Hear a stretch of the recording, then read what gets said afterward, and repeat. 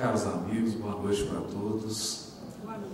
É com muita honra, com muita alegria que eu venho ao estado de São Paulo, na cidade de Campinas.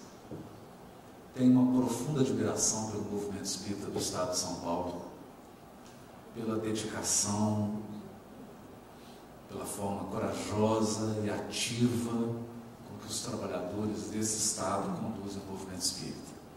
Por isso quero agradecer a Cristina, e agradecendo ela, agradeço à USE e ao Movimento Federativo do Estado de São Paulo. Quero fazer aqui uma homenagem singela, mas de coração, a Terezinha de Oliveira. E me sinto até emocionado de estar na casa dela, no Centro Espírita Allan Kardec. Esse grupo que contou por muitos anos com a sua presença íntegra, com a sua visão honesta, sincera do Espiritismo, que formou tantos corações. Pessoa que eu tive a honra de conhecer aqui em Campinas e dividir com ela uma exposição em Pedro Leopoldo. Tenho certeza que se ela não estiver presente é porque tem um compromisso mais importante. E estando ela presente, receba meu carinho, meu abraço de gratidão, de reverência a essa grande espírita brasileira que foi Terezinha de Oliveira. Nessa noite nós gostaríamos de convidar os corações que nos ouvem a uma reflexão sobre a vida íntima de cada um de nós. Uma reflexão guiada por uma obra gigantesca. Embora pequena no seu volume, essa obra é extensa no seu conteúdo. Falamos do livro Pensamento e Vida, psicografado por Francisco Cândido Xavier, ditado pelo Espírito Emmanuel. Mas o próprio benfeitor adverte, já no prefácio da obra, que trata-se de uma cartilha para os reencarnantes. Uma cartilha oral.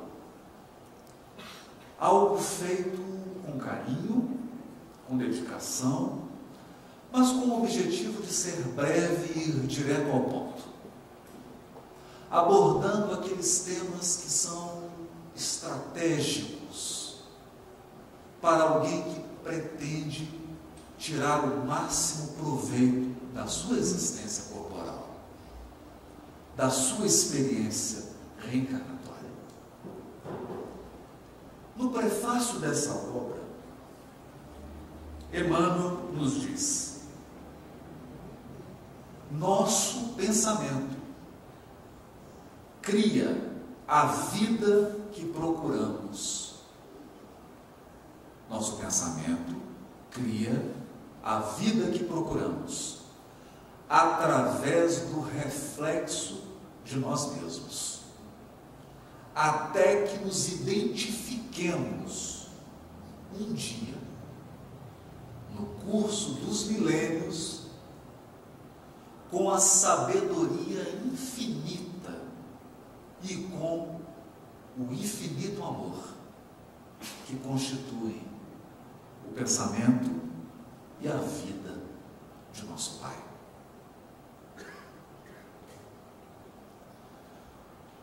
Frase que já dá o tom da conversa. Já deixa claro para todos nós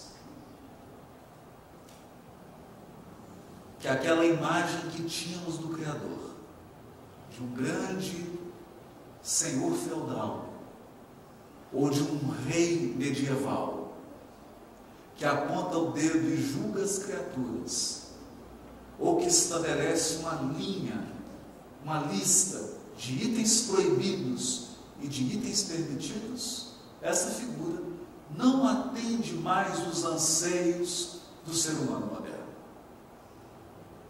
As criaturas do mundo de hoje anseiam por uma evolução do pensamento religioso, por uma nova concepção de Deus e das suas leis. Os corações anseiam por um novo tipo de relacionamento com a divindade. É para esses corações que buscam algo diferente que foi escrita essa cartilha.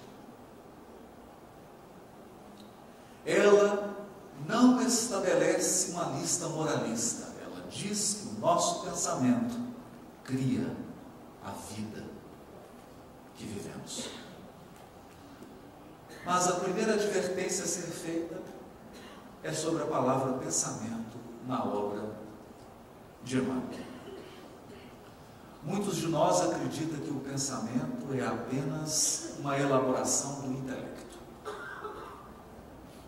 um fruto da inteligência. Portanto, todas as questões relacionadas ao nosso sentimento, ao nosso estado emocional, às nossas relações afetivas estariam de fora. Mas não é assim. Já no capítulo 1 da obra, Emmanuel deixa bem claro que para os espíritos, pensamento é algo palpável. Pensamento é uma espécie de fluido, uma matéria mesma, que flui do espírito, como a água flui de uma cachoeira. E o pensamento é composto de todas as nossas ideias, de todos os nossos conceitos, de todas as nossas crenças, portanto, de tudo aquilo que está relacionado à nossa inteligência, ao nosso intelecto, mas também de todas as nossas emoções. Aliás, são os sentimentos e as emoções, sobretudo os sentimentos e emoções que nós sequer temos consciência deles, que dão cor e vida aos nossos pensamentos. O pensamento é um tipo de energia magnética ou gravitacional que repele e atrai tudo que está em sintonia com ele. E o que dá o tom do pensamento é o conteúdo emocional dele, não só intelectual. Por essa razão, quando Emmanuel reproduz essa cartilha oral do mundo espiritual, dizendo que o nosso pensamento cria a vida que procuramos, ele não está dizendo apenas das suas ideias. A proposta é mais profunda. Por essa razão, o Espírito Verdade, o Evangelho segundo o Espiritismo, capítulo 6, o Cristo Consolador, advertiu: espíritas, amai-vos, eis o primeiro mandamento. Instruí-vos, eis o segundo. Na verdade, amando e instruindo, estamos aperfeiçoando o nosso pensamento. E são nas questões emocionais que estão os maiores desafios do desenvolvimento e do crescimento do espírito. A evolução, no fundo, é um processo de identificação. Identificação. Nós sempre escolhemos padrões. Padrões intelectuais e padrões emocionais. E esses padrões vão compor o nosso pensamento, que é um fluido vivo. E essa emanação do Espírito vai conformar o seu destino. Essa é talvez a questão mais reveladora dessa obra. E para que nós não fiquemos apenas num nível filosófico, gostaríamos de dar alguns exemplos. A doutrina espírita teve o grande mérito de alargar os nossos horizontes, ampliar a nossa visão. Porque é muito ruim uma visão estreita, quanto mais estreita a nossa visão, mais frágil é o nosso caminhar. Mais frágil é a nossa decisão. A nossa vida passa a conter furos, dificuldades que não se sustentam dependendo do tipo de experiência vivida pelo Espírito. O que isso significa?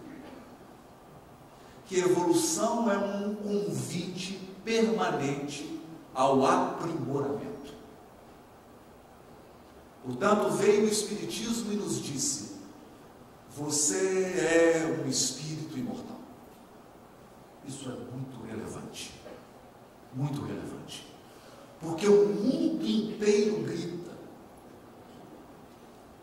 Milhões e milhões e milhões de pessoas em todas as latitudes e em todas as longitudes do planeta são educadas para acreditarem que vão morrer. Nascem e vão morrer.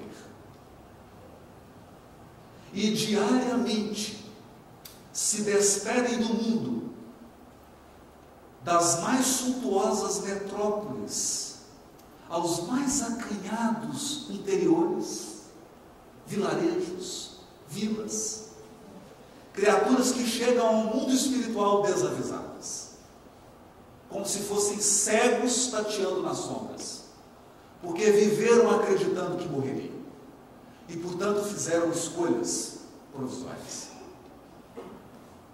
Porque se você acredita que vai morrer, as suas escolhas são limitadas. A sua visão não é de longo alcance. Você vive de forma acanhada. Você vive com medo, inseguro, com um sentimento de fatalismo, tomado por uma tristeza inconveniente que insiste em acossar o seu coração, mesmo nos momentos mais felizes. Você vive temeroso.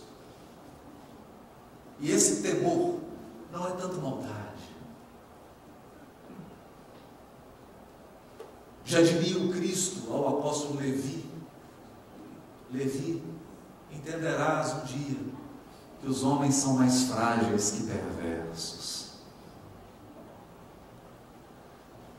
Essa crença de que vão morrer fazem as criaturas fecharem em si mesmas e serem tomadas de um sentimento de conservação.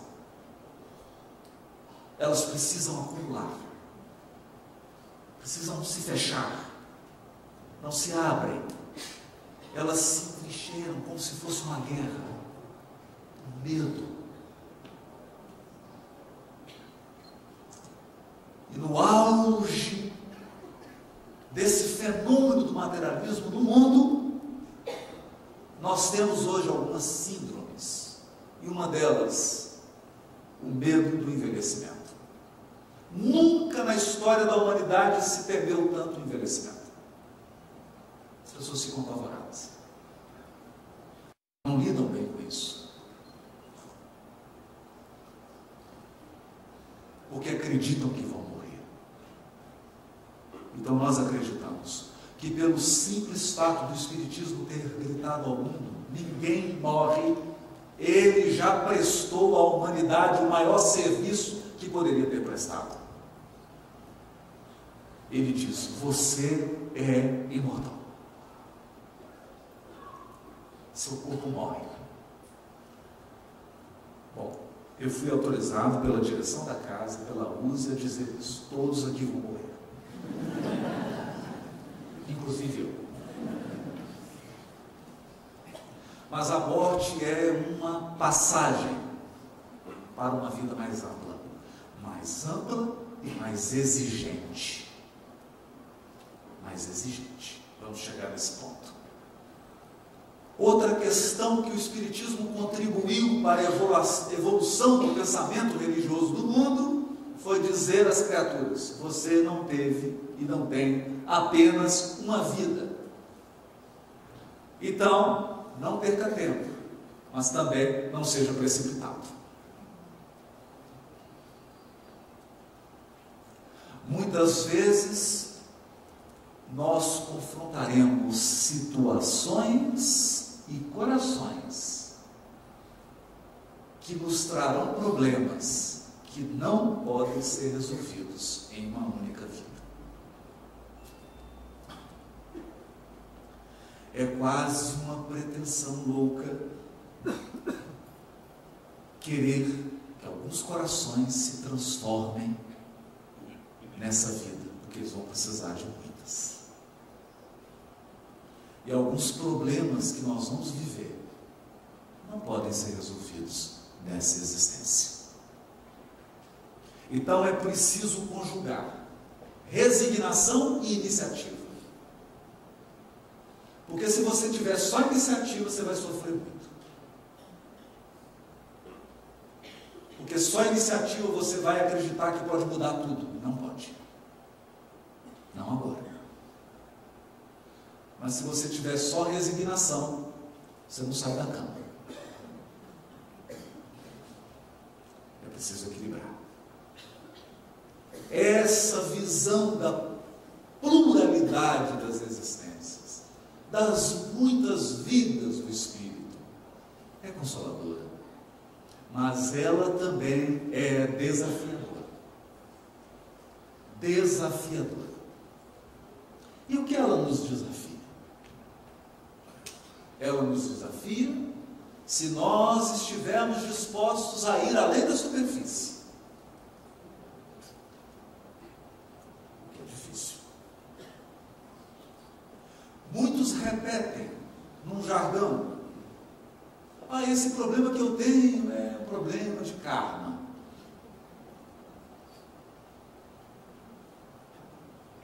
Na verdade, isso que eu vivi é uma expiação.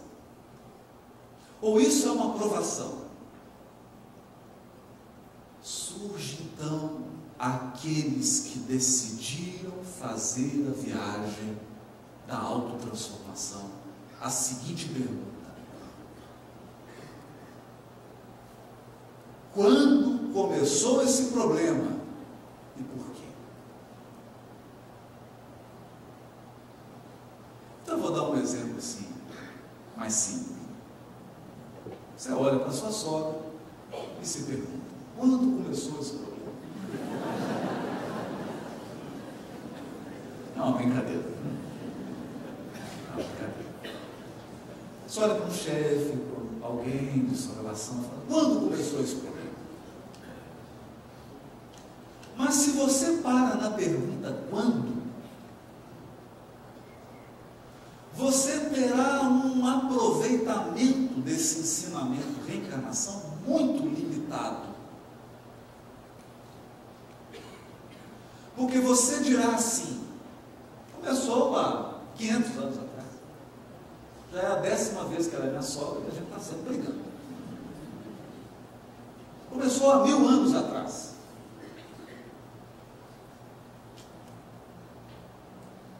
E se contentará com uma resposta que é numérica. E talvez você faça uma lista dos problemas novos e dos problemas velhos. Esse problema meu, ele tem 2000 anos. Esse aqui tem 500. Esse aqui tem 200. Esse aqui tem 50 anos. Esse aqui tem 2000 anos. Mas é preciso fazer a pergunta fundamental: por que eu vivi e por que eu vivo esse problema? Por quê? Por quê? Se você teve a coragem de fazer essa pergunta, ouvirá então essa frase luminosa do benfeitor Emmanuel: o nosso pensamento cria a vida que procuramos. O que nós estamos dizendo? Nós estamos dizendo que dentro de você tem uma multidão de pessoas Em quantos lugares você já viveu? Quantas existências você já teve? Quantas línguas você já falou?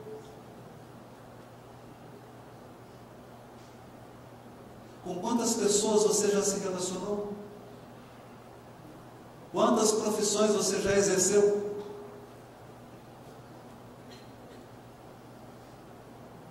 A pergunta difícil de ser respondida é: quem é você? Você é a atual personalidade de hoje?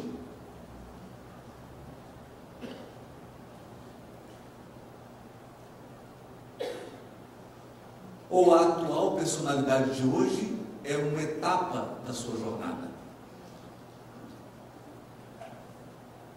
Então, quando Jesus se encontra com o endemoniado do Gadareno, ele pergunta: quem é você?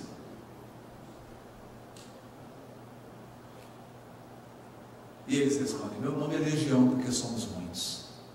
Nós também. Nós somos muitos. Muitas experiências, algumas felizes, algumas mais tristes, algumas memórias, alguns complexos, algumas coisas que você não quer se recordar, outras que você faz questão de reviver, algumas coisas das quais você quer se afastar e foge, outras para as quais você caminha sem saber, porque quer reviver. Mas em meio a essas múltiplas personalidades, fruto da pluralidade das nossas existências, eis a questão: há alguns padrões. Alguns padrões. Alguns poucos padrões emocionais, afetivos, mentais, que têm determinado as suas escolhas, que têm conformado a sua vida, que têm estabelecido limites, limitações, talvez prisões, não foram impostas por ninguém. Não é karma, não é expiação, não é provação, é simplesmente o seu pensamento criando a vida que você procura. Procura inconsciente.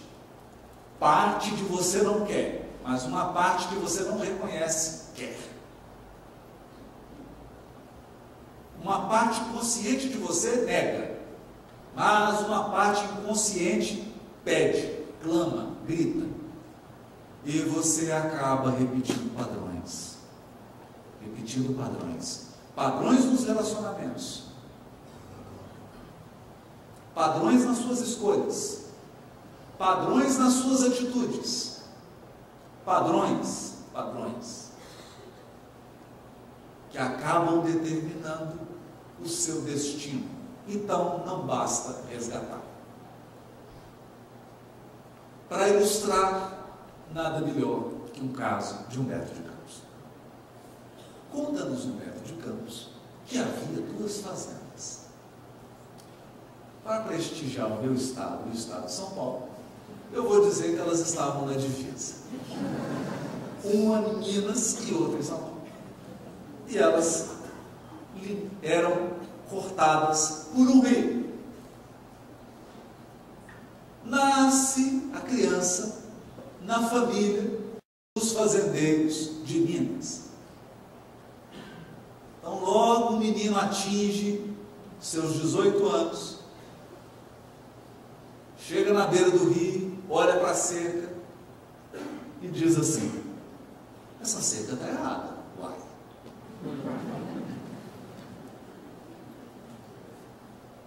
Essa cerca está errada.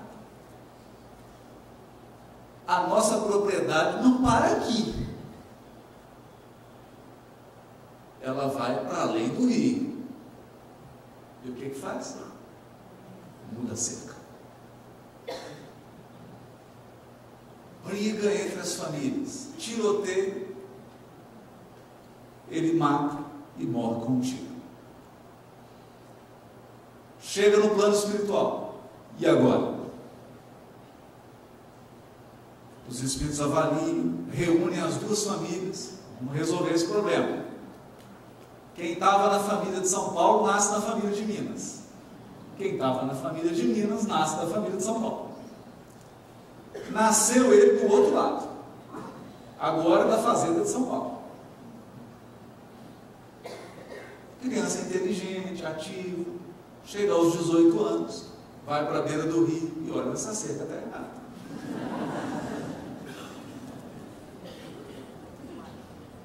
Essa cerca tem que ser empurrada para o outro lado do rio. Invadir a nossa propriedade. E os antigos falam, não mexe nisso, já deu briga, já deu morte. Seu bisavô morreu para ele mesmo. O que ele faz? Muda a cerca. Tiroteio, briga, mata, morre de novo. Chega no mundo espiritual. E agora? Bom, agora vocês já perderam 200 anos com isso. Vamos voltar tudo para o início. Esse é o caso mesmo, né? Não estou inventando, não. Se o caso é verdadeiro, eu não sei. Mas ele é verossímil. Eu já vi coisa parecida. Volto para o mundo espiritual. E agora? 200 anos. Reencarnou, resgatou, mas resolveu? Não. Porque viveram a experiência, mas o pensamento não mudou. Quando nós dizemos pensamento, na linguagem de Emmanuel, os padrões emocionais, afetivos e mentais mudaram. Mudaram? Então, e agora como é que vai ser? Não, agora você vai nascer de novo na família mineira. Todo mundo que é de São Paulo nasce na família paulista. Vamos começar. E aí o anjo guardião falou assim, você vai me prometer uma coisa. Eu não quero ver você numa distância de 1,5 km dessa cerca, pelo amor de Deus. Esquece, escuta, pensa, eu tenho trauma de cerca. Repita comigo, eu tenho trauma de cerca, eu tenho trauma de cerca. Nasce a criança. Chega aos 18 anos. O que acontece? Voltam os padrões. Porque o nosso pensamento cria a vida que procuramos.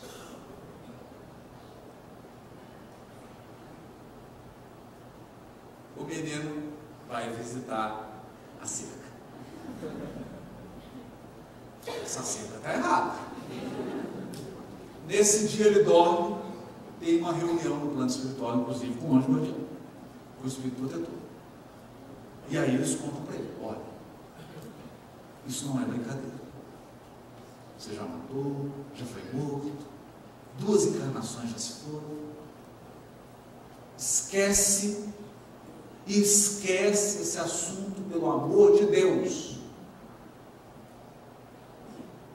Mas qual é o padrão? A conduta é fácil, nós identificamos. Ele chega e muda o limite. Mas qual é o padrão emocional? Nós podemos fazer algumas especulações. Será que não se trata de um espírito que não se contenta com o que tem? Você conhece alguém assim? Eu conheço. Vive comigo. Só eu mesmo. Será que não se trata de alguém que não consegue sentir gratidão pelo que conquistou?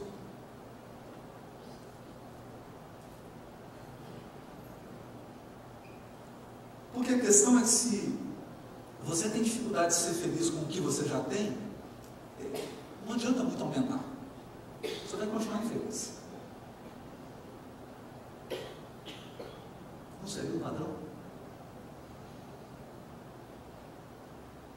Nós podemos pensar no outro, o padrão da transgressão. O indivíduo gosta da adrenalina de transgredir. Não, eu gosto de empurrar, de fazer a coisa errada. Só para ter emoção. Não, mas você vai desencarnar, não, mas é bom, né? Desencarna, resgata. Essa adrenalina eu gosto. É um padrão. É um padrão emocional. Que vai levando o espírito a repetir experiências ao longo dos séculos.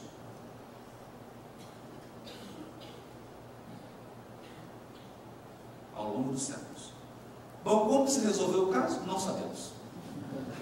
O conto acaba, não vai ter campo nisso. Deixou suspense, deixou em aberto.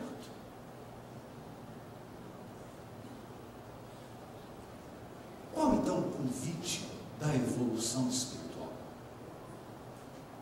O convite da evolução espiritual é identificarmos o nosso pensamento com o pensamento de Deus, que é de infinita sabedoria.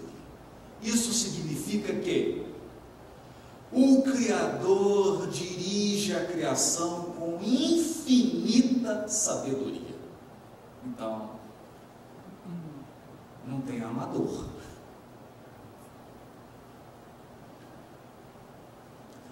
Não tem sorte. Não tem acaso. Deus dirige o cosmos e a nossa vida individual com infinita sabedoria. Infinita sabedoria. A pergunta é: nós temos adotado a sabedoria em nossas escolhas?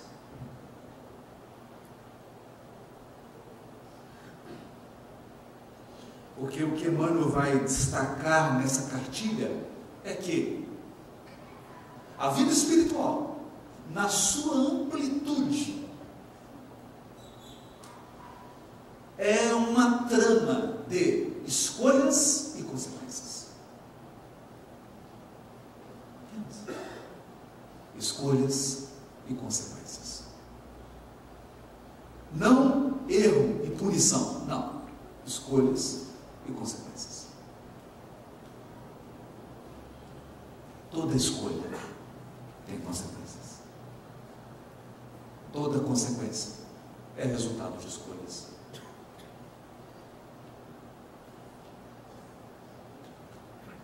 Algumas consequências são fruto de escolhas anteriores, mas são escolhas. São escolhas. E quando o nosso pensamento se aproxima da sabedoria, a nossa vida reflete amor. Esse é o ponto. Porque não há escolha mais sábia que o amor. E não há sabedoria maior que a sabedoria do amor. Por essa razão, o pensamento do Criador é de infinita sabedoria. E a sua vida é um infinito amor. Quando pensamos dessa perspectiva, nós entendemos o que Emmanuel nos diz no primeiro parágrafo do primeiro capítulo do livro. A mente é o espelho da vida em toda parte.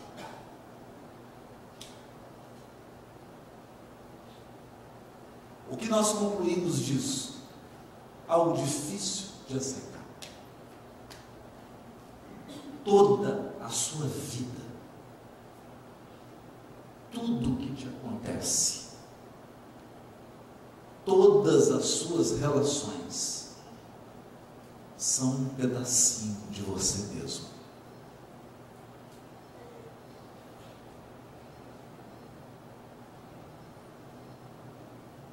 São reflexos de nós mesmos. Nós plasmamos a vida. Evidentemente, não se trata de um processo imediatista. Talvez hoje você esteja vivendo consequências de escolhas feitas há 1500 anos atrás. Talvez hoje você esteja enfrentando situações que foram criadas há 2000 anos atrás, há 500 anos atrás.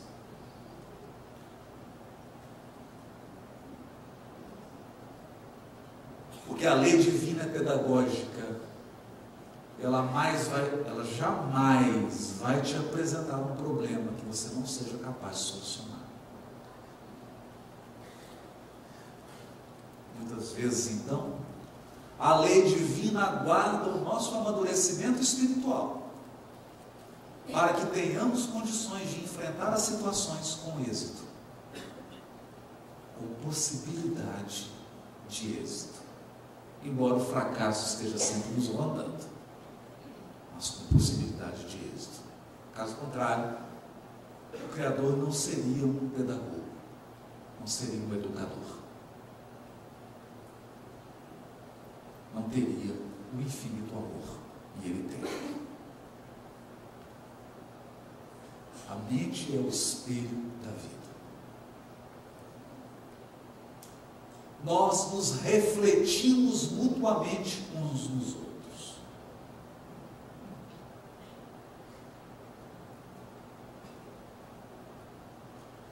Eu preparava essa reflexão de hoje e fiquei pensando em algo que nos dizia que cada coração que se relaciona conosco é como um terreno. Um terreno que possui as suas áreas cultivadas e as suas áreas não cultivadas. Então, quando você trava relações, no grupo espírita, na rua, no trabalho, relações afetivas, na família, etc., as suas áreas cultivadas interagem com as áreas cultivadas do outro.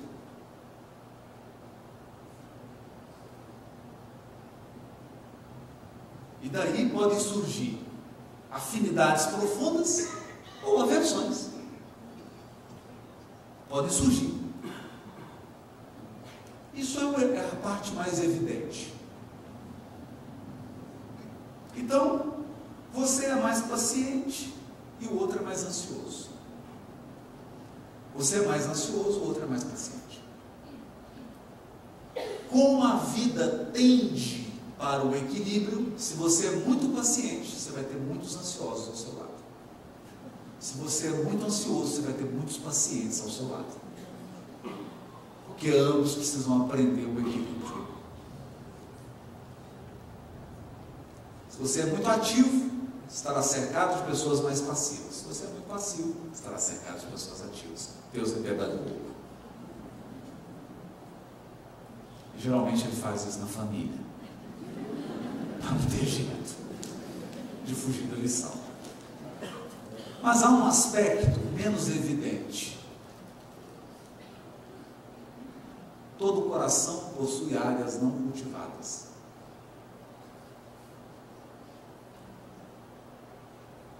Não cultivadas. Significa que o coração humano é um terreno de possibilidades. E às vezes, o que você está colhendo de alguém não é propriamente o que essa pessoa tem, é o que você plantou.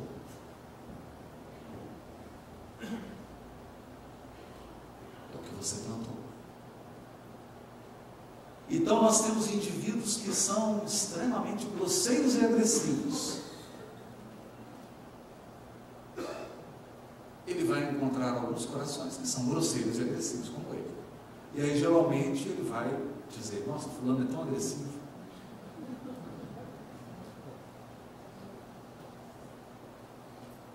Mas encontrará corações que receberão essa semente e que depois de um tempo de convivência com eles, com essa pessoa, se tornarão agressivos. Porque você plantou. Esse é o seu cultivo. Isso é o que você está semeando e está colhendo. Não é propriamente da pessoa. Talvez ela nem desenvolvesse esse comportamento, não fosse a sua influência. Isso significa dizer, e Emmanuel vai dizer, que essa pessoa está funcionando para você como um espelho. Ela está te refletindo. Ela apenas está mostrando a você quem você é no momento.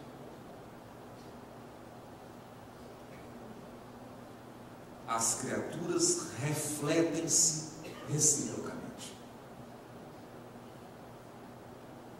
Refletem-se reciprocamente. Daí então, prossegue Emmanuel, dizendo que a nossa mente ergue-se na terra para Deus sob a égide do Cristo, a feição do diamante bruto. Ergue-se. Nesse sentido, quando o Espiritismo aponta o Cristo como um modelo, ele ultrapassou a concepção tradicional de religiosidade.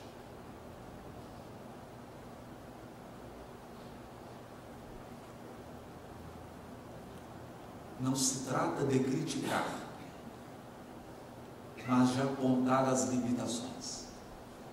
Durante muitos séculos, nós olhamos para o Cristo crucificado e o adoramos. E o reverenciamos. E nos entregamos a rituais para honrar a sua memória, para reavivar a memória dele. E encaramos o Cristo como algo extremamente distante de nós. Foi uma experiência. Foi um degrau da nossa ascensão evolutiva. Hoje, a doutrina espírita faz um convite profundo a cada um de nós. Ela não propõe que nós percamos o respeito, a reverência, a gratidão, a memória, o amor, o carinho pela figura do Cristo. Mas ela nos pede um passo adiante. Ela nos pede no sentido de conformação, de reconstruir-se,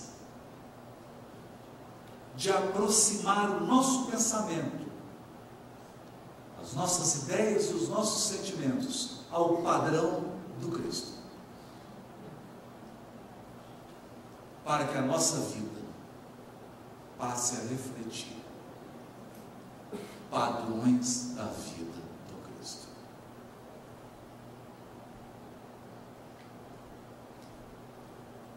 É desnecessário dizer: nós, espíritos imortais, não fomos criados para o ódio.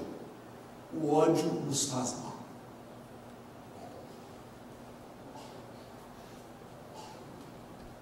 O ódio nos perturba psiquicamente. Ninguém que odeia consegue permanecer saudável, psicologicamente, emocionalmente e fisicamente. O ódio vai provocar distúrbios emocionais, distúrbios psíquicos, depressão, às vezes até suicídio. E seguramente distúrbios físicos, gastrite, problemas nervosos, câncer. Nós não fomos fomos criados para a mágoa e para o ressentimento. A mágoa e o ressentimento é um veneno que nos corrói aos poucos. Todos sabemos disso. A primeira corrosão que a mágoa provoca no seu coração é que ela tira a sua esperança no futuro. Porque você se apega à memória do passado e não consegue mais enxergar as possibilidades do porvir. Você se torna escravo das suas memórias. E você passa a ler o mundo pela experiência negativa que você viveu. A mágoa te escraviza. Nós não fomos feitos para ela. Nós não fomos feitos para a inatividade. Nós somos criados para o trabalho, para a criatividade, para a bondade, para a ação construtiva.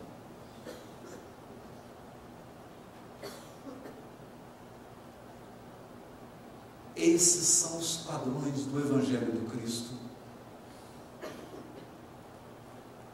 E na medida em que nós nos aproximamos desses padrões, ou melhor, na medida em que incorporamos esses padrões à nossa vida, vamos experimentando a cura. Não se trata de uma cura física. Trata-se de uma cura profunda, de uma mudança de valores, de uma mudança de postura diante da vida espiritual, como um todo, não só da presente vida.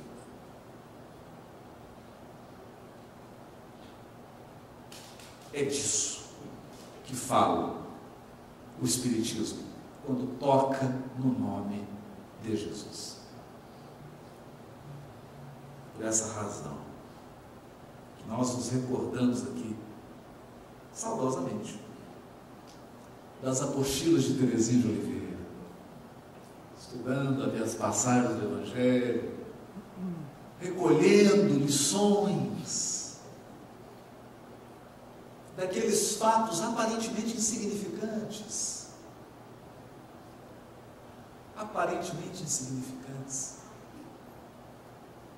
Extraía o conteúdo espiritual para que aquilo se transformasse em experiência prática, num auxílio na tomada de decisões, mas sobretudo em uma ferramenta poderosa de mudança de padrões. Mudança de padrões. Na qualidade de espíritos imortais, compareceremos sempre, sempre, sempre, sempre a um único tribunal, que é o da consciência. A questão é que a vida espiritual possui uma peculiaridade. Quando você perde um invólucro carnal, é difícil se esconder.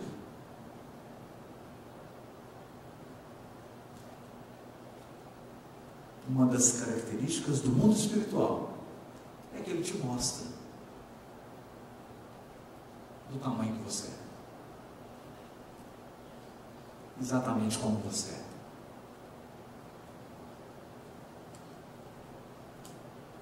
Ele mostra com mais precisão os seus padrões. É por isso que nós vamos encontrar um médico famoso na terra, na qualidade de um necessitado no umbral, André Luiz.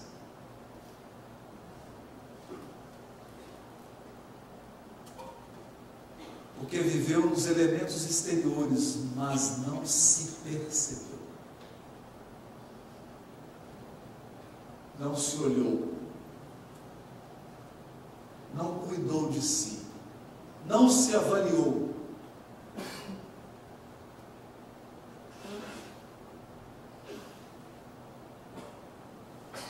O certo é que a obra termina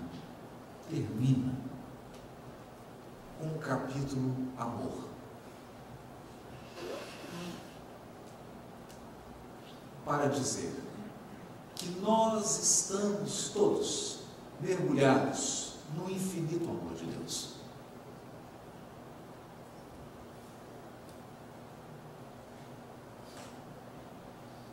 E para o amor infinito de Deus, não há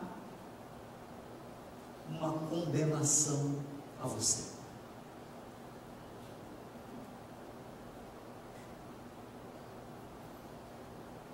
O amor infinito do Criador não te condena. Ele te enxerga. É diferente. Ele não aponta o dedo, ele te devassa. Te descortina. Tira os véus. E te auxilia a ver.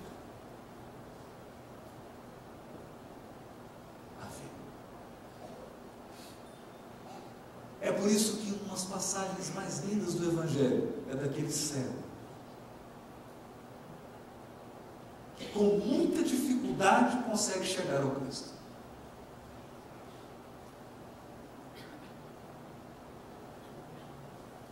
Como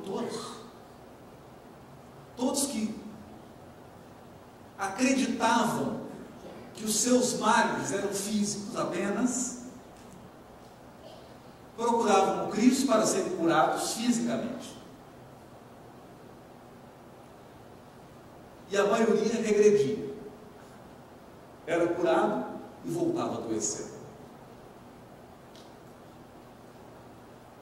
Mas esse chega diante do Cristo. E bastava Jesus, na sua sabedoria, no seu olhar, capaz de sondar os corações. O que Jesus poderia fazer? Não precisava lhe dizer nada. Passava Jesus curado.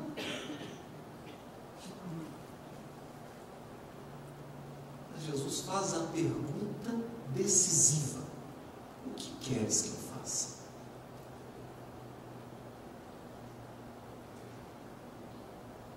O que você procura?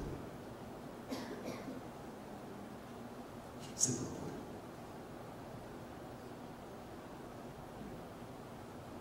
E esse homem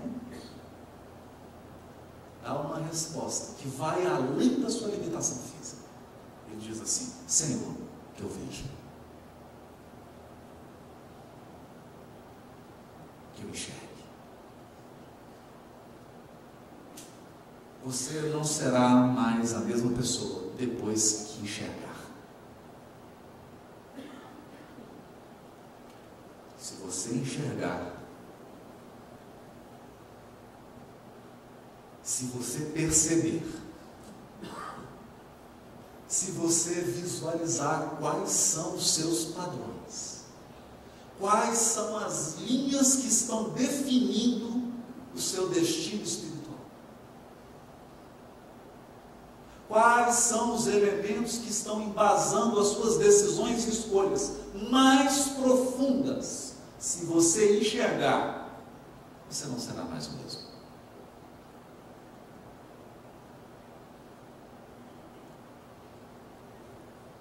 Alguns talvez estranhem a proposta do Espiritismo, porque ele não proíbe nada. Mas espera tudo. Espera tudo de nós.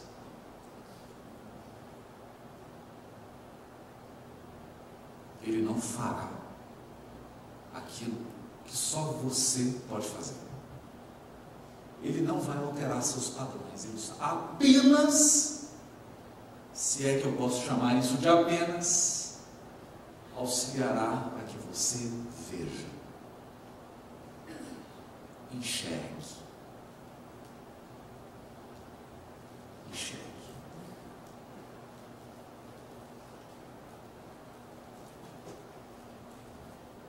você vir, se você olhar, fará o que fez Bartimeu, seguirá. Seguirá. Não é fácil seguir. Não é fácil.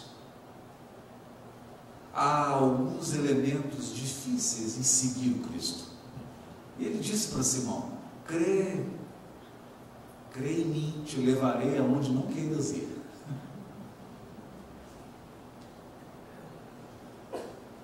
Que nós falamos assim com a boca tão boa, que o Cristo é o guia,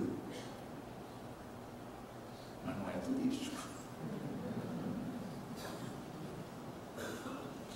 Vai nos levar por caminhos que a gente não quer ir.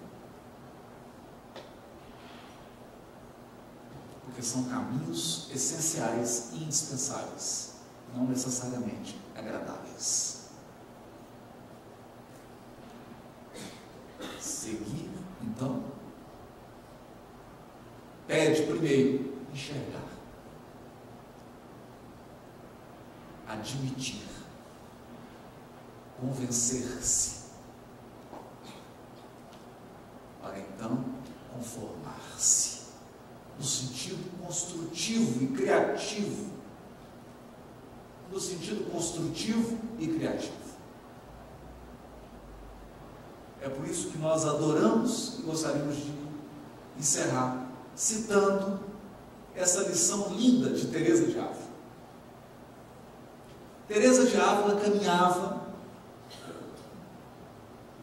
nos arredores da região que ela vivia e sobreveio uma tempestade enorme. Teresa de Ávila foi aquela missionária cristã que trouxe uma proposta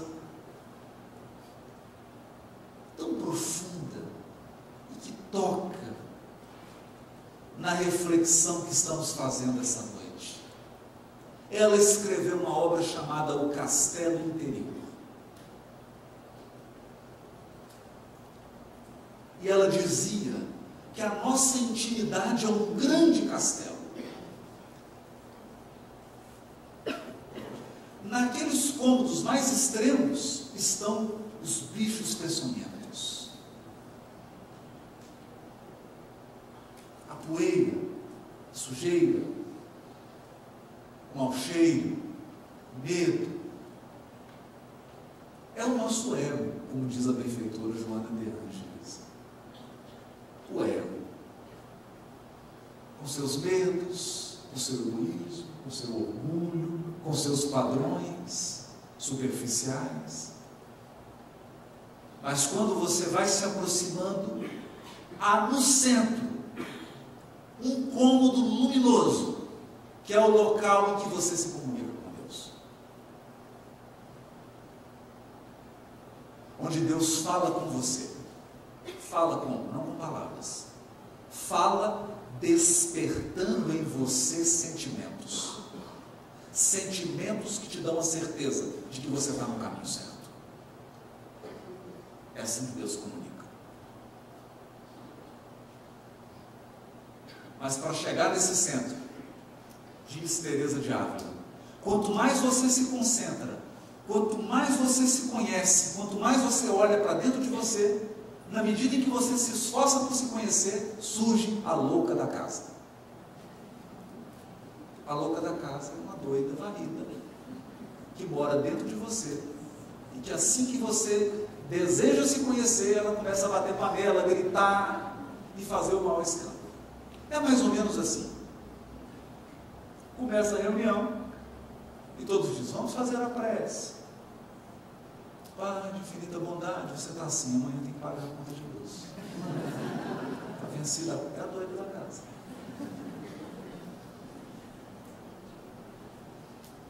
Não deixa você fazer a viagem interior. Essa mística da Espanha, que fez essa profunda viagem para dentro dela mesma, não construiu quase nada fora, mas fez uma profunda caminhada para dentro, caminhava dessa vez fora, nas margens de um rio. Veio uma grande tempestade. Ela escorregou, caiu dentro do rio, estava se afogando. E ela então deu aquele grito com o seu pensamento: Jesus, por favor, me acode. Ela então sentiu que mãos tocavam nas dela e a tiravam da água. Uma mão forte pegou a dela e tirou ela para fora do rio. Quando ela recobrou, ela olhou, era o Cristo. Jesus. Ele olhou para ela e disse assim: está vendo, Teresa, como eu trato os meus amigos? E ela disse: sim, é por isso que o senhor tem tão poucos.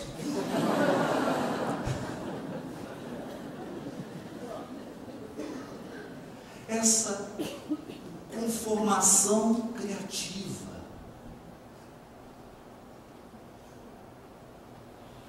esse seguir o Cristo com autonomia, com inteligência, com bondade, com grandeza, com largueza, a ponto de encontrá-lo e dizer: mestre, está difícil, dá para fazer uma rota mais leve, só pegando montanha. Mas um sentimento de entrega, de transformação. Porque no fim de tudo, ter construído fora lhe traz méritos e intercessões. Porque todo o bem que fazemos será nosso advogado em algum lugar. O menor gesto de bondade irá nos defender. Mas não basta. O que garantirá a nossa estabilidade e a nossa real felicidade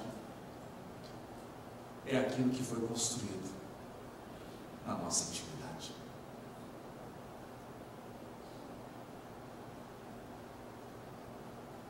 Por isso Cristo repete várias vezes, e ficou gravado no capítulo 6 do Sermão do Monte, Evangelho de Mateus: quando orares, não faça como os fariseus, que oram nas praças, para serem vistos pelos homens. Entra no teu aposento secreto e ora a Deus em segredo.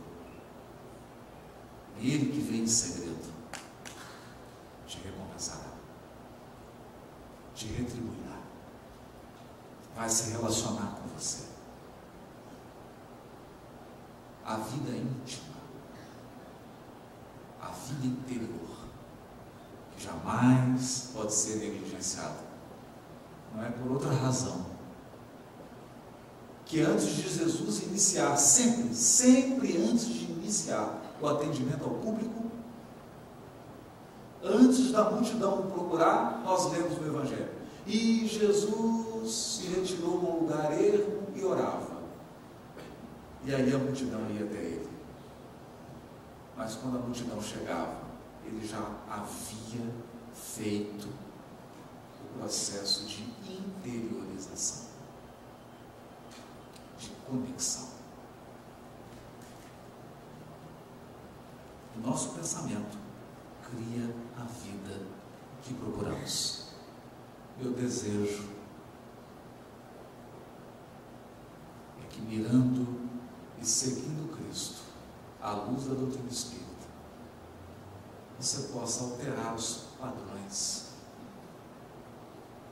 redirecionar suas buscas e encontrar uma vida de felicidade, de harmonia e de amor. Paz para todos. Muito obrigado. Uma boa noite.